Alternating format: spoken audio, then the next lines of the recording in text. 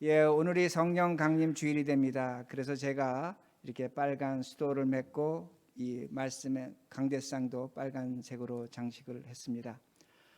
이 성령 강림 주일, 성령의 역사로 준비하는 새로운 시대라는 제목으로 하나님 말씀을 전하겠습니다.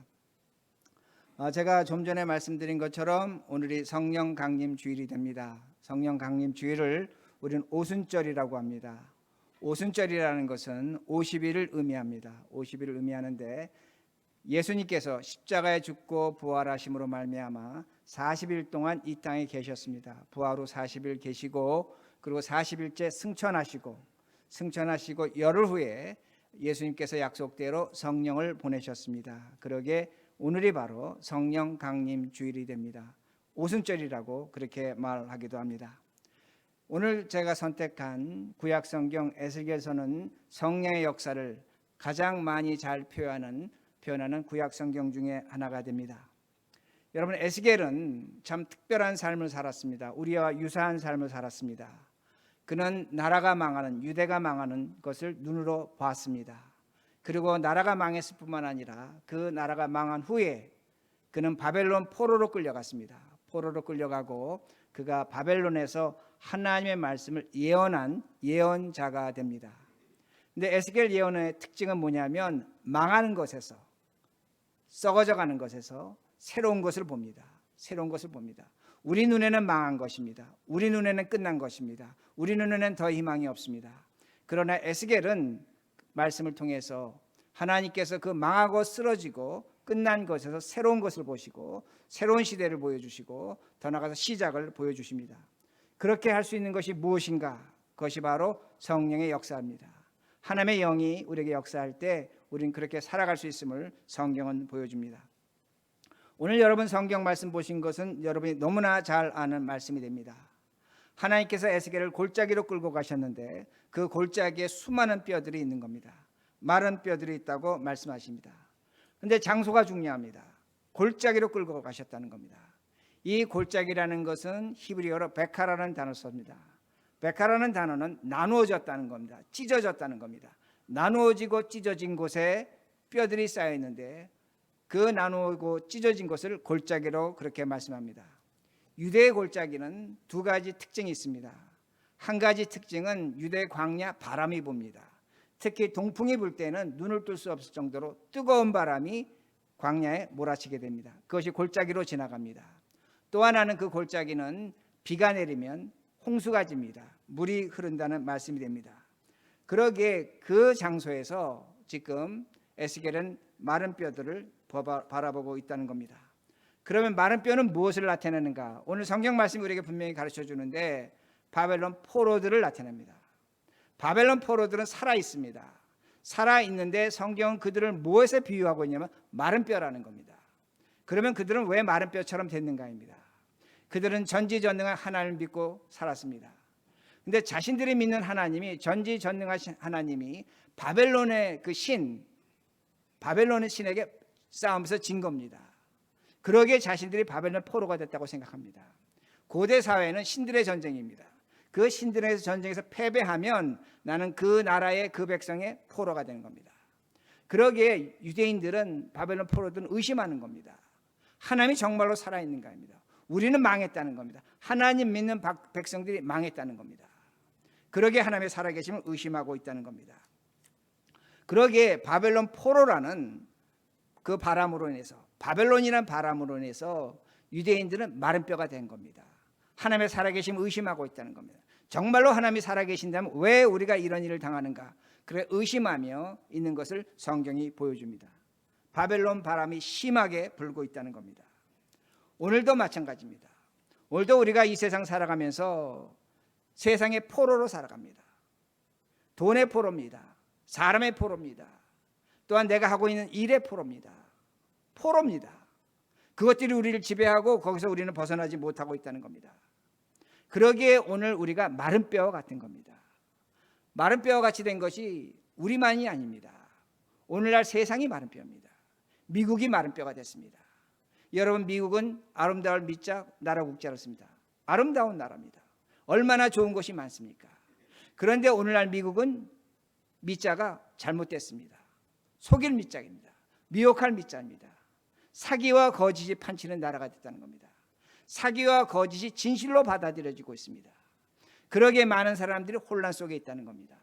여러분, 나라에 거짓이 지배한다면 그 나라는 망하는 나라입니다. 저는 심각하게 봅니다. 미국이 망하고 있다는 것을 우리는 분명히 봐야 합니다. 또한 사회도 마찬가지입니다.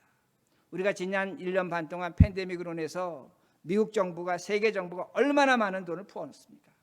아마 역사 이래로 이렇게 많은 돈을 쓴 적이 없습니다. 그러다 보니까 어떤 일이 일어났습니까?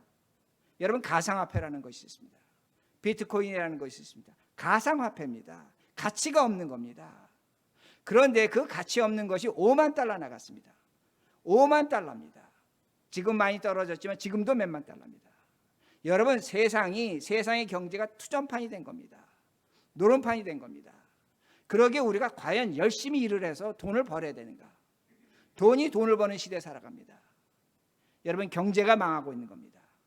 경제가 망하고 있는 겁니다. 경제가 망하는 것이 아닙니다. 우리의 신앙도 망하고 있습니다. 오늘날 우리가 팬데믹을 겪으면서 정말로 우리의 삶이, 우리의 인생이 실타래에 얽힌 것 같습니다. 이 실타래를, 이 얽힌 것을 풀어보고 싶은데 풀리지가 않습니다. 이렇게 봐도 안 되고 저렇게 봐도 안 됩니다. 방법이 없습니다. 길이 없습니다. 그러다 보니까 하나님께 기도합니다. 기도하지만 막막합니다. 당장 하나님께서 뭐 도와주시는 것이 없습니다. 그러다 보니까 우리의 신앙도 망해가는 것 같습니다. 지난 1년 반의 신앙생활을 돌아보면 내가 과연 하나님 믿었는가? 과연 하나님이 역사하시는가? 그 두 가지 사이에서 우리의 신앙도 망한 것 같다는 겁니다. 그러기에 우리가 메마른 뼈가 되는 겁니다. 골짜기에 있습니다. 세상 바람이 심하게 불고 있습니다. 그 바람 속에서 우리의 신앙도 메말라가고, 나라도 메말라가고, 사회도 메말라가고, 경제도 메말라가고 있다는 겁니다. 그러기에 우리가 어떻게 살아야 되는가 합니다. 어떤 방향으로 나가야 되는가? 그 방향을 알지 못합니다. 그런데 성경은 우리에게 분명히 가르쳐 줍니다. 너희가 방향을 잡으려면 가장 기초적인 것이 있다는 겁니다.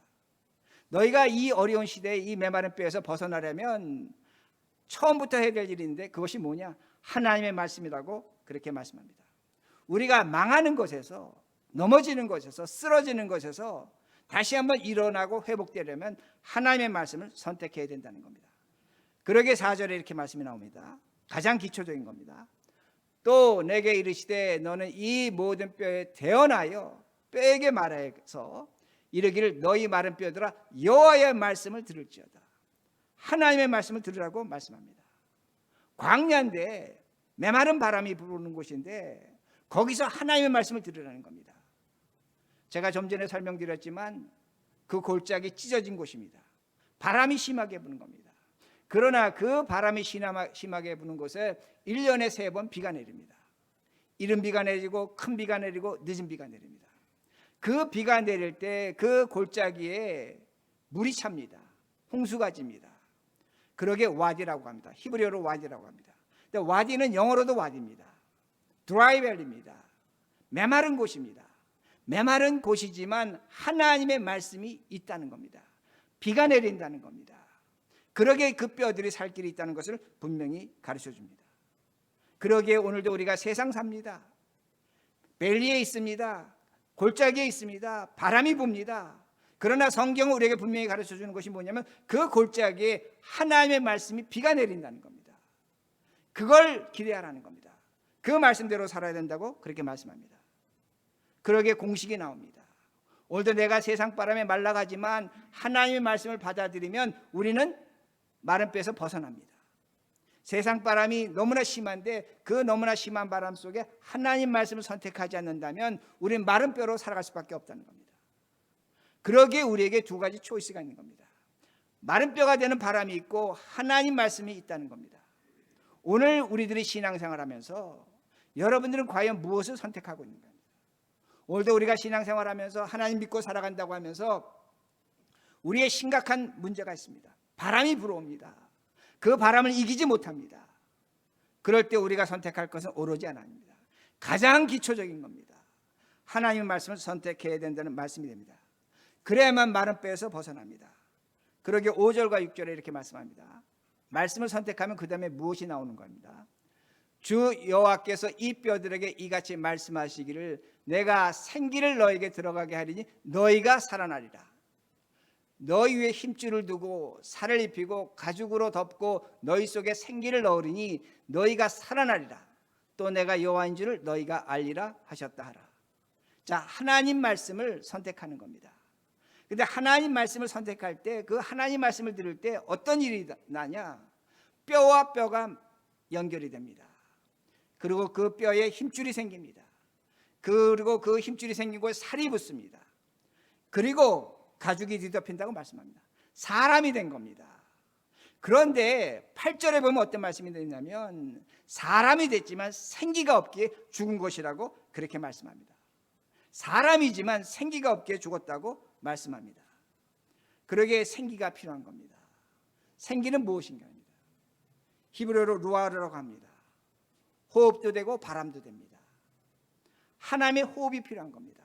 하나님의 바람이 있어야만 우리가 살아있는 사람이 되는 겁니다. 오늘도 우리는 어떻게 말합니까? 세상에서 사람은 사회적 동물이라고 말합니다. 소셜 애니멀이라고 말합니다. 여러분, 세상은 사람을 동물로 봅니다.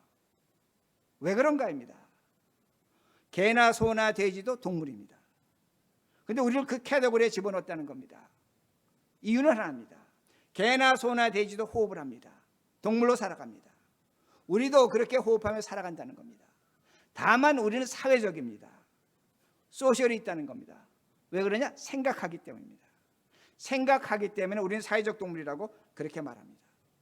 동물과 차이가 없는데 다만 생각한다는 겁니다. 그러기에 사람은 어떻게 합니까? 생각하기에 법과 질서를 만들어냅니다. 윤리를 만들어냅니다. 사랑을 합니다. 고상하게 살자고 합니다. 거룩하게 살자고 말합니다. 그러나 인간 세계는 동물의 세계입니다. 동물의 세계입니다. 여러분, 동물의 왕국 TV를 보시면 안 됩니다. 동물들이 어떻게 살아갑니까? 생존 경쟁입니다. 오늘도 우리가 살아가는 삶은 생존 경쟁입니다. 누군가와 경쟁에서 이겨야만 내가 살아남는 겁니다. 저 사람을 이기도록 내버려두면 나는 그 생존 경쟁에서 패배하는 겁니다. 사람답게 살지 못합니다. 그러기에 우리가 우리 자식들에게 경쟁에서 이기라고 가르치는 겁니다. 적자 생존입니다. 세상의 환경에 적응해야 됩니다. 세상 바람을 여러분 완벽하게 적응하셔야 됩니다. 그래야만 세상에 지지 않는 겁니다. 세상을 이겨낼 수 있다는 겁니다. 여러분, 우리가 동물 맞습니다. 숨은 쉬지만 동물처럼 살아가는 겁니다. 그러기에 우리는 세상 바람에 맞을 수밖에 없다는 겁니다. 그럼에도 불구하고 우리는 생각하기에 욕구를 절제합니다. 욕심을 절제합니다. 그런데 그럼에도 불구하고 성경은 분명히 가르쳐줍니다. 우리가 그렇게 살아가럼에도 불구하고 생기가 없기에 죽은 존재라는 겁니다. 죽은 존재라는 겁니다. 하나님이 보실 때 우리는 죽었다고 그렇게 말씀하십니다. 그러기에 우리가 하나님 말씀으로 살아갑니다. 그러나 중요한 건 뭐냐면 우리에게 생기가 있어야 됩니다. 그 생기를 받아들여야 된다는 겁니다. 그러기에 9절에 이렇게 말씀합니다. 9절 제가 읽습니다. 또 내게 이르시되 인자야 너는 생기를 향하여 대언하라.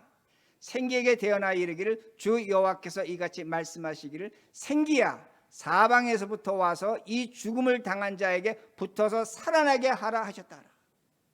여러분, 성경은 분명히 가르쳐줍니다. 사람입니다. 뼈가 붙어서 살이 붙어서 가죽이 붙어서 사람이 됐는데 하나님은 뭐라고 말씀하시냐면 죽었다는 겁니다. 거기에 생기가 있어야 된다는 겁니다. 생기가 있어서 살아나야 된다고 그렇게 말씀하십니다. 생기는 제가 좀 전에 말씀드린 것처럼 루아입니다. 호흡입니다. 성경에 보면 하나님께서 아담과 이브를 만드실 때 코에 생기를 불어넣어서 생명이 됐다고 그렇게 말씀하십니다. 하나님의 바람이 있어야 된다는 겁니다. 하나님의 호흡이 우리에게 있어야 된다는 겁니다. 그래야만 그 사람은 산 사람이라고 그렇게 말씀합니다. 사람의 호흡으로 사는 것이 사람이 아니라는 겁니다. 성경 우리에게 뚜렷하게 가르쳐주는 것이 뭐냐면 우리는 하나님의 호흡을 하고 있다는 겁니다. 생기를 갖고 있다고 말씀하십니다.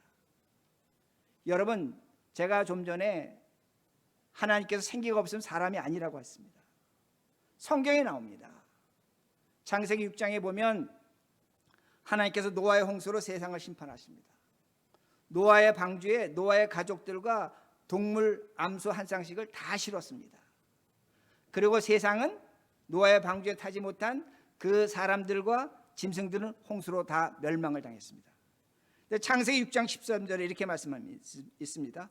모든 혈육이 있는 자의 강포가 땅에 가득하게, 모든 혈육이 있는 자의 강포가 땅에 가득하게 심판하신다고 말합니다. 우리는 혈육을 사람으로만 생각합니다. 그러나 심판은 모든 짐승에게도 일어났습니다. 성경이 우리에게 암시하는 것이 뭐냐면 너희가 생기를 갖지 못하면 너희는 짐승이라는 겁니다. 동물이라고 그렇게 말씀합니다. 그러기에 우리가 신앙생활이 뭔가입니다. 신앙생활은 이 세상을 세상 바람 맞고 살아가지만 하나님의 생기로 메마른 뼈에서 벗어나는 겁니다. 이게 신앙생활이라는 말씀이 됩니다. 그러면 어떻게 벗어날 수 있는가 합니다. 오늘도 성경 우리에게 가르치고 우리 신앙 고백했습니다. 하나님은 오늘도 우리에게 말씀하십니다. 오늘도 하나님의 말씀을 듣는 사람은 생기가 있는 겁니다. 성경을 통해서 하나님의 음성을, 하나님의 말씀을, 하나님의 뜻을 찾는 사람은 생기가 있는 겁니다. 자, 제가 이렇게 말씀드리면 어떤 분은 이렇게 얘기합니다. 세상 사람 우리에게 뭐라고 얘기하냐면, 야, 너 성경 보고 하나님 말씀 듣는다 그랬고 교회에서 예배를 통해서 하나님 음성을 듣는다고 했는데 그게 사람 말인지 네 생각인지 하나님 음성인지 너 어떻게 하느냐? 우리에게 그렇게 얘기합니다. 네가 정말로 귀로 하나님 말씀 들었냐? 이렇게 얘기합니다. 그런데 성경은 우리에게 분명히 가르쳐줍니다. 오늘도 우리가 신앙 고백했습니다. 여러분 시편 19편을 보면 다윗은 하나님의 음성을 가장 많이 들은 사람이 됩니다. 그런데 다윗이 이렇게 말합니다. 언어도 없고 말씀도 없으며 들리는 소리도 없으나 그 소리가 온 땅에 통하고 그의 말씀이 이 세상까지 이른다 말씀입니다. 여러분 하나님의 말씀은 소리로 들리는 것이 아닙니다. 어떤 언어로 들리는 것이 아닙니다. 그러나 그 말씀이 세상을 진동시키고 세상 끝까지 들려진다고 말씀합니다. 무슨 말씀인가 합니다. 여러분들은 우리들은 하나님의 음성을 듣고 있다는 겁니다. 그 음성을 우리가 듣고 있는 겁니다. 무엇을 통해서? 예배를 통해서. 여러분 믿으셔야 합니다. 우리가 예배를 드린다는 것은 하나님의 음성을 듣고 있는 겁니다. 여러분이 집에서 성경을 본다는 것은 하나님의 음성을 듣고 있는 겁니다. 왜 들을 수 있는가? 하나님의 생기가 있기 때문에 듣는 겁니다. 여러분 이건 아멘 하셔야 됩니다. 여러분이 오늘 예배 속에서 성경 속에서 하나님의 음성을 듣는 것은 생기가 있기 때문에 듣는 겁니다. 여러분 세상 사람들은 오늘 성경 말씀대로 보면 하나님 볼 때는 죽은 자입니다. 생기가 없기 때문에 죽은 자입니다. 여러분 죽은 사람 옆에 가서 누구야 수없이 불러봐도 그 사람 못 알아듣습니다. 여러분이 집에서 키우는 개나 어떤 짐승에게 누구야 하고 얘기하고 여러분의 의사를 전달하지만 못 알아듣습니다. 그러나 우리는 알아듣는 겁니다. 근데 그 소리가 말이 아니라는 겁니다. 글자가 아니라는 겁니다. 들리는 소리가 아니라는 겁니다. 그러나 그 소리는 세상 끝까지 들려진다고 성경은 분명히 가르쳐 줍니다. 그러기에 여러분들이 확신하셔야 됩니다. 우리가 예배를 드린다는 것은 내가 하나님의 생기를 갖고 있는 존재라는 것을 분명히 확신하셔야 됩니다. 그러므로 그 생기를 갖고 있는 우리가 어떻게 살 것인가 합니다. 하나님의 말씀을 들었습니다. 생기를 들었습니다. 우리가 어떻게 살 것인가 합니다. 12절입니다. 12절.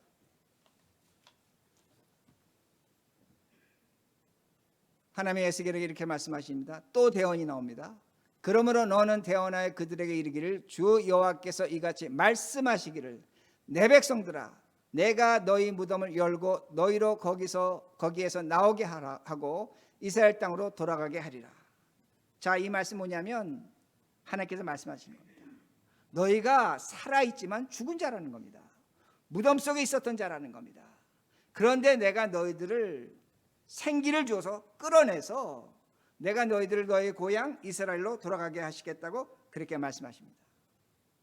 이스라엘 백성은 70년 포로 생활했습니다. 70년 포로 생활하면서 그들에게 하나님의 생기가 임한 겁니다.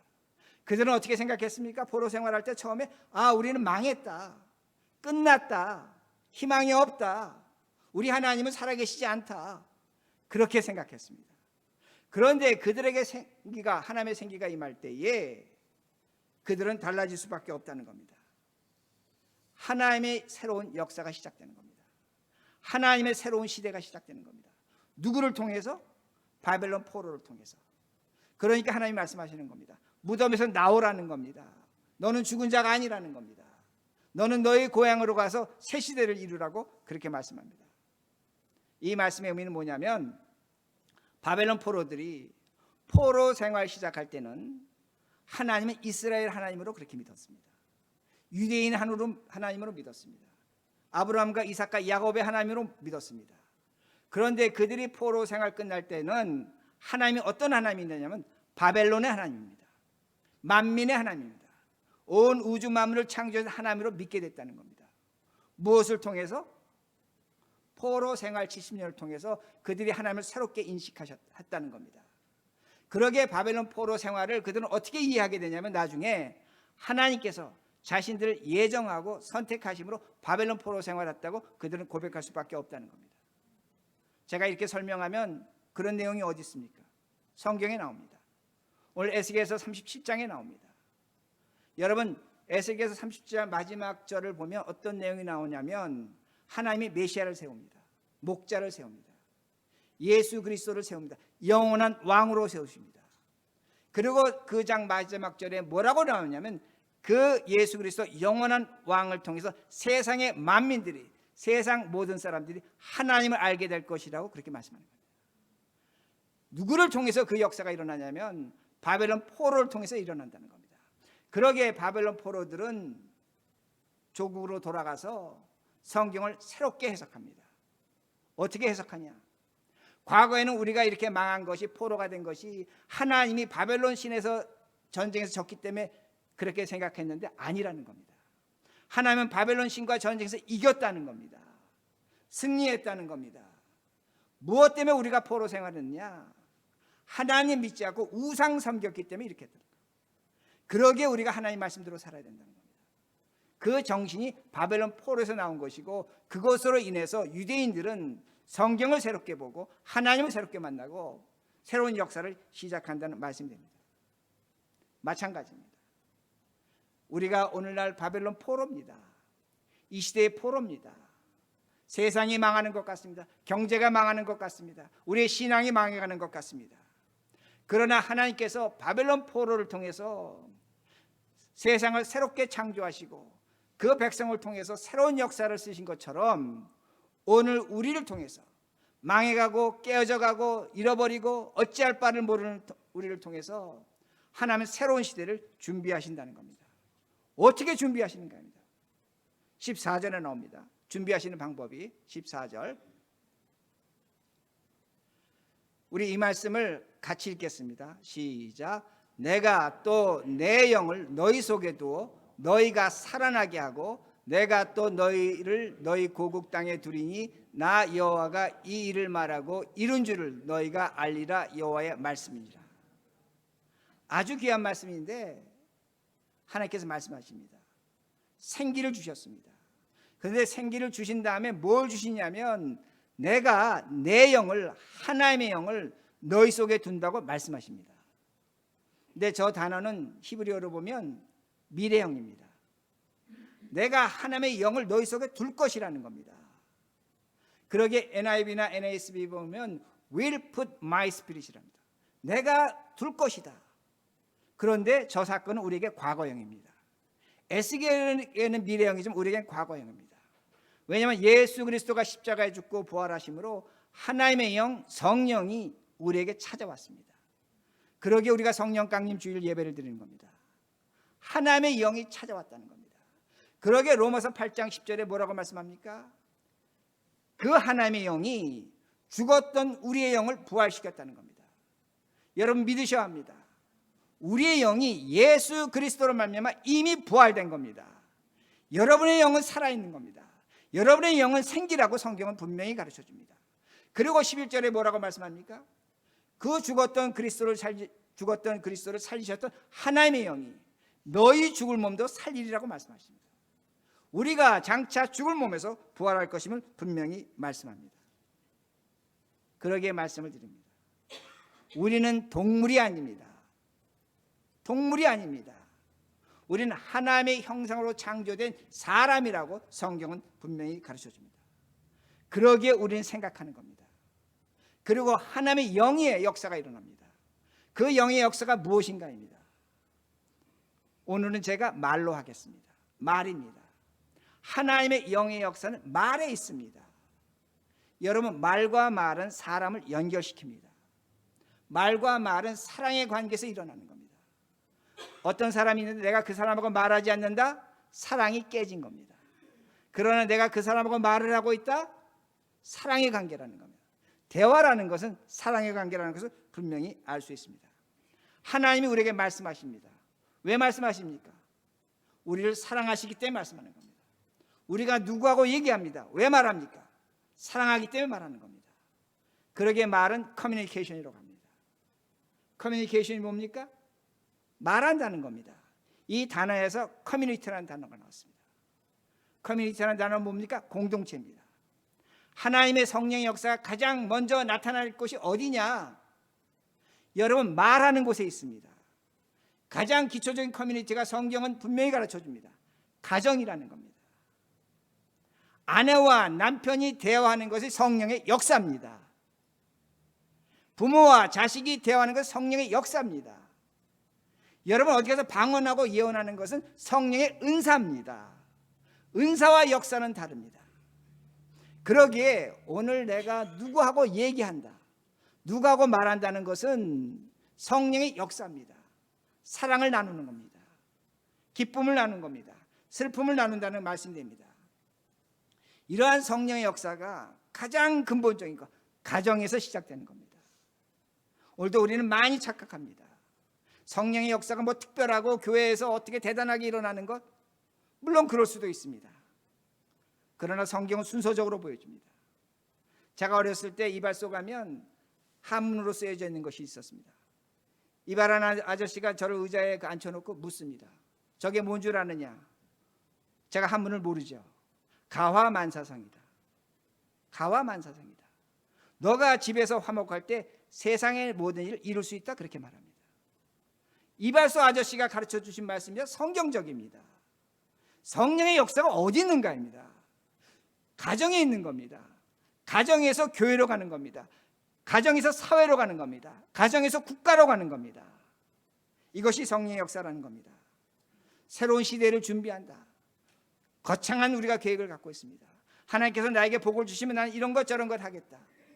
여러분, 대화하셔야 됩니다. 누구하고? 나의 사랑하는 사람하고, 나의 옆 사람하고 대화해야 됩니다. 사람이 있는데 사람과 사람이 대화하지 않는다면 그건 뭡니까? 짐승과 짐승의 관계입니다.